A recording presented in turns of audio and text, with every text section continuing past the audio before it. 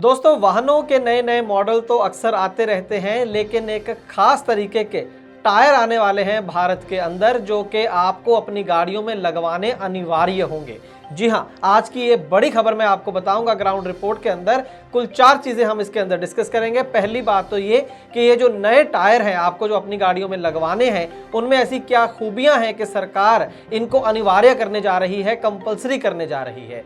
और दूसरा बताऊंगा कि कौन से ऐसे वाहन हैं जिनके अंदर इन टायरों का उपयोग करना अनिवार्य होगा। और तीसरा हम ये डिस्कस करेंगे कि कौन सी वो तारीख है जिसके बाद आपको ये नए वाले जो टायर हैं, नए मापदंडों वाले जो टायर हैं, वो अपनी गाड़ियों में लगवाने होंगे। और अंत में हम डिस्कस करेंगे कि इसका आपके ऊपर या ओवरऑल इंडस्ट्री के ऊपर क्या प्रभाव पड़ेगा, क्या ये सही फैसला है या गलत फैसला है।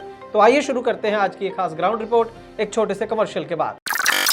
सारे ड्राइवर भैया न राम राम। मेरी एक गाड़ी का एक्सीडेंट हो गया है, 456 8699 उसका बीमा ट्रांसपोर्ट मॉल से था और मेरे को किसी प्रकार की कोई दिक्कत नहीं हुई। मेरे को पूरा क्लेम मिला है और सारी कार्रवाई ट्रांसपोर्ट मॉल ने खुद की है, मैंने कहीं पर फोन लग नहीं किया।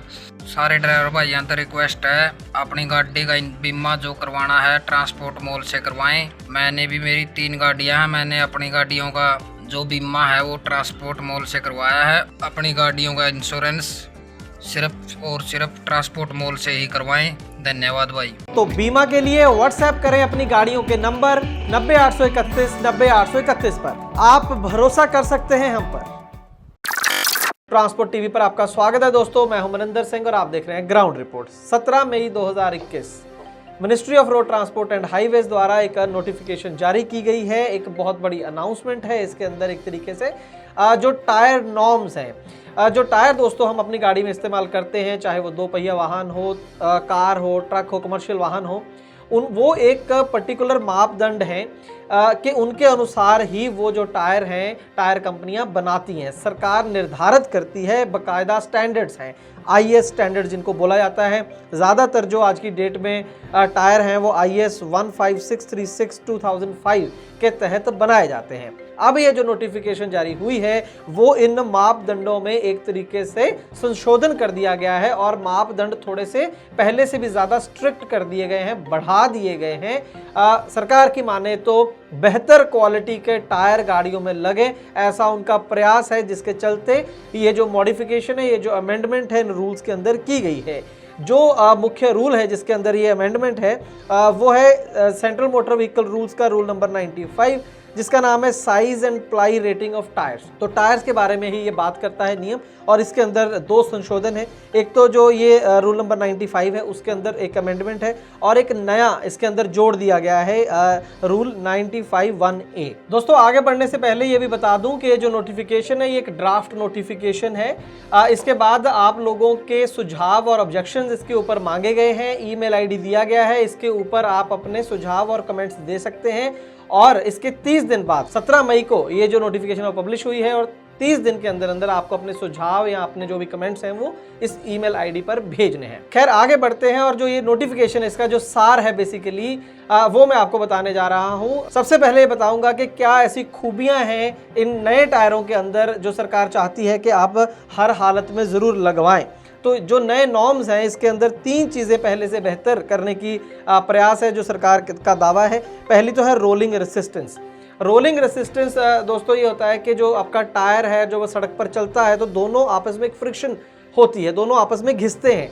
वो जो घिसना है, वो जो रेसिस्टेंस है, ना तो वो ज़्यादा होना चाहिए ज़रूरत से, उससे आपकी घिसाई भी ज़्यादा होगी, गाड़ी तेल भी जो है वो ज़्यादा खाती है। और वो रेसिस्टेंस ज़रूरत से कम भी नहीं होनी चाहिए ताकि गाड़ी जल्दी जल्दी स्लिप ना करे। तो बेटर हम ये कह सकते हैं, पहले से बेहतर रोलिंग रेसिस्टेंस वाले जो टायर हैं उसके मापदंड अब अपनाए जाएंगे, ये जो नए सरकार ने प्रस्तावित किए हैं। और दूसरा है वेट ग्रिप। मान लीजिए कहीं पर पानी है, जैसे पहाड़ी एरिया है या फॉरेस्ट एरिया जहाँ पर बारिश होती रहती है, सड़क जो है या रास्ते हैं वो गीले रहते हैं, तो उस दौरान जो टायर की ग्रिप जो है वो अच्छे से बनी रहे सड़क के ऊपर, इसके लिए भी इसके अंदर प्रावधान है। इस तरीके से इन मापदंडों को बनाया गया है। और तीसरी चीज़ रोलिंग साउंड एमिशन।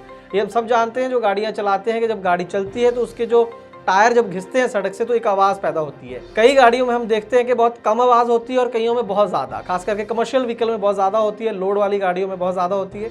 तो ये जो नए मापदंड हैं वो सुनिश्चित करेंगे कि वो जो आवाज़ आती है वो पहले से कम आए। तो ये 3 ऑब्जेक्टिव्स हैं जिनको अचीव करना चाहती है सरकार और जिसके लिए नए मापदंड लाए गए हैं। तो ये पहला पार्ट हो गया आज की हमारी डिस्कशन का। अब दूसरा पार्ट ये है कि कौन कौन से वाहनों के लिए ज़रूरी है। ये काफ़ी ज़्यादा डिस्कशन चल रही है आजकल एसोसिएशंस में, कई जगह इसकी चर्चा हो रही है। तो मैं जो बताऊंगा आपको वो जो इसके अंदर लिखा है, होगा क्या वो बाद में देखेंगे। तो जो नोटिफिकेशन के अंदर लिखा है तो 3 तरह के टायर हैं जिनके ऊपर ये जो मापदंड हैं वो अप्लाई होंगे। वो है C1, C2, C3। ये 3 तरह के टायर हैं। C1, C2, C3 क्या होता है वो बताऊंगा मैं। C1 टायर वो हैं जो पैसेंजर गाड़ियों में यूज होते हैं, चाहे वो टैक्सी है, प्राइवेट कार है या फिर बस है। तो इसका मतलब ये हो गया कि जिस रूल की हम डिस्कशन कर रहे हैं वो पैसेंजर गाड़ियों के ऊपर अप्लाई होगा और ये जो टायर हैं उनके लिए अनिवार्य होंगे। C2 कैटेगरी है लाइट कमर्शियल व्हीकल, वो हम सब जानते हैं 7.5 टन ग्रॉस व्हीकल वेट से कम जो व्हीकल हैं, गुड जो कमर्शियल व्हीकल है वो LCV की कैटेगरी में आते हैं, तो उनके लिए भी ये रूल अनिवार्य हो गया। C3 है हैवी व्हीकल टायर्स, तो हैवी गाड़ियां भी इसके अंदर आ गई।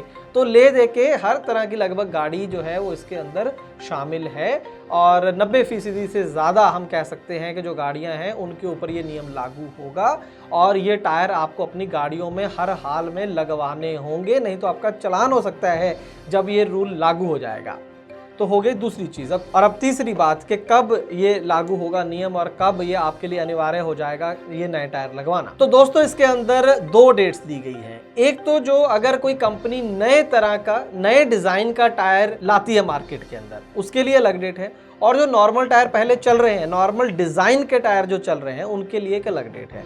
अगर तो बिल्कुल नई क्लास ऑफ टायर है, वैसा डिज़ाइन आज तक आया ही नहीं, पहली बार कंपनी लॉन्च कर रही है, उसके लिए ये जो डेट है वो है 1 अक्टूबर 2021। 1 अक्टूबर 2021 के बाद कोई भी नए डिज़ाइन का टायर कंपनी लॉन्च करती है तो जो नए वाले मापदंड हैं सरकार ने तय की है उसके अनुसार ही वो टायर मार्केट में लॉन्च करेगी C1, C2, C3 कैटेगरी के लिए। और जो एग्जिस्टिंग डिज़ाइन टायर्स हैं जो आज की डेट में टायर चल रहे हैं उनके लिए जो डेट है वो है 1 अक्टूबर 2022। 1 अक्टूबर 2022 तक नए मापदंड वाले टायर ही आप अपनी गाड़ी में डाल पाएंगे और कंपनियां बना पाएंगी। तो मुझे लग रहा है ये बात क्लियर हो गई है कि अगर नए तरीके का कोई टायर आता है तो 1 अक्टूबर 2021 से वो नए मापदंडों के हिसाब से बनेगा और आपको वही लगवाना है, और अगर पुराने डिज़ाइन का टायर है तो 1 अक्टूबर 2022, अभी काफ़ी समय है इसके अंदर, लगभग 1.5 साल का समय है, तो आप वही टायर लगवाएंगे नए वाले, नए मापदंडों वाले, नए जो IS मापदंड है वही आप लगवाएंगे। ये जो नए मापदंड है उसका भी मैं आपको बता दूं, जो कोड है वो IS 15636/2012। तो हमने ये समझ लिया कि इस नोटिफिकेशन के मायने क्या हैं, नए मापदंड क्या हैं और कौन से वाहनों पर ये टायर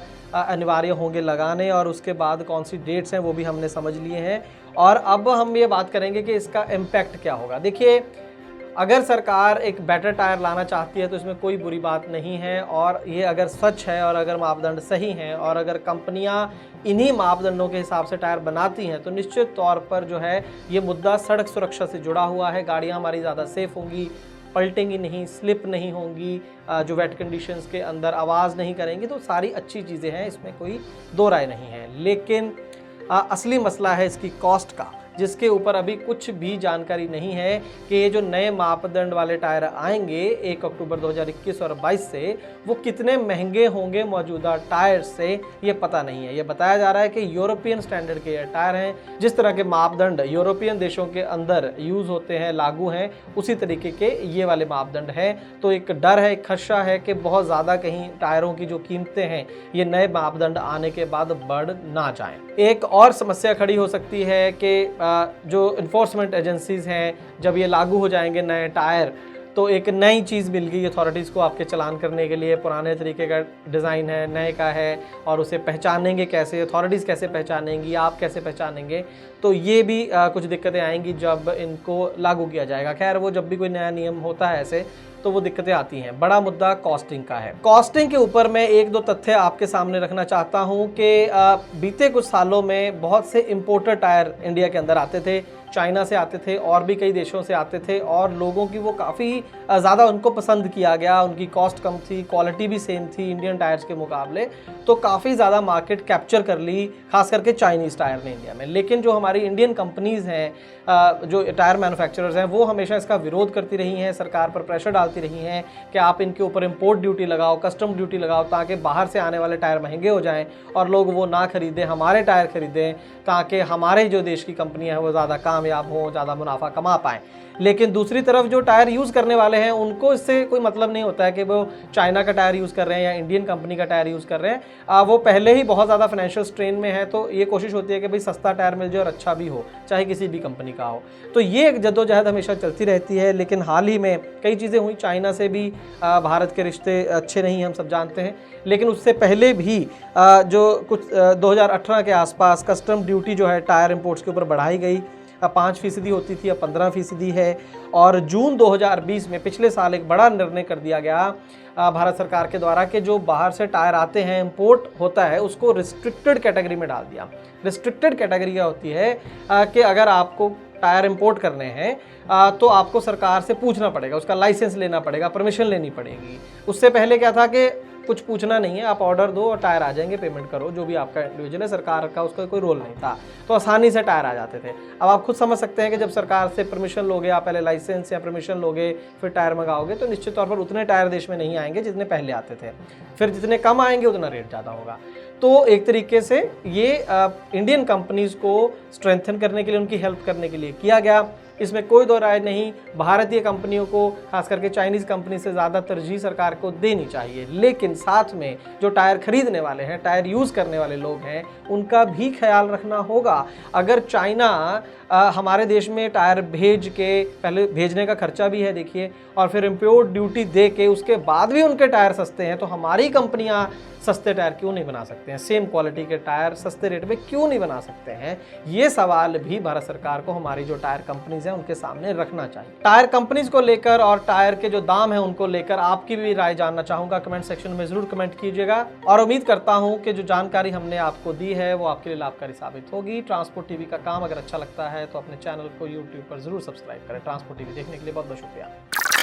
ट्रांसपोर्ट मॉल ने शुरू कर दी है क्लेम हॉटलाइन। अगर आपने बीमा पॉलिसी ली है ट्रांसपोर्ट मॉल से और हो जाए कोई दुर्घटना, तो आप कभी भी इस क्लेम हॉटलाइन पर फोन कर सकते हैं। जैसे ही आप ट्रांसपोर्ट मॉल से बीमा पॉलिसी खरीदेंगे, आपको हॉटलाइन का ये नंबर दे दिया जाएगा और ये नंबर 12 महीने 30 दिन और 24 घंटे खुला रहेगा। तो अब क्लेम की चिंता छोड़ें और बीमा करवाएं सिर्फ ट्रांसपोर्ट मॉल से। ट्रांसपोर्ट टीवी को YouTube पर अभी करें सब्सक्राइब और दबाएं बेल आइकन। फेसबुक पर लाइक करें हमारा पेज और ट्विटर पर भी करें फॉलो। ट्रांसपोर्ट टीवी, जानकारी लाभकारी।